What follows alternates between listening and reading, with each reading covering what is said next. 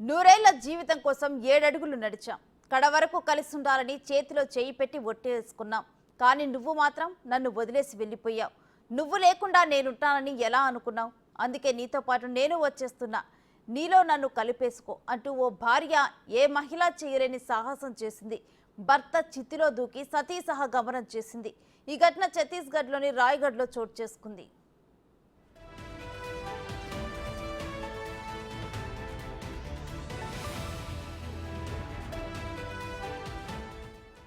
రాయ్గఢ్లోని చక్రధర్ నగర్ ప్రాంతానికి చెందిన జయదేవ్ గుప్తా క్యాన్సర్తో చనిపోయారు. అతని దహన సంస్కారాలు పూర్తి చేసి అంతా ఇంటికి చేరుకున్నారు.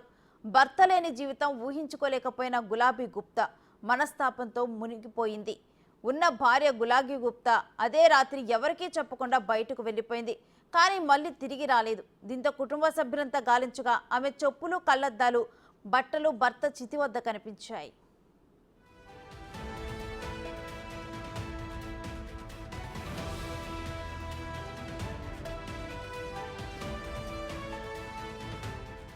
గులాబీ గుప్తా భర్త చిత్తులోనే దూకి ఆత్మహత్య చేసుకుందని భావించి పోలీసులకు సమాచారం ఇచ్చారు.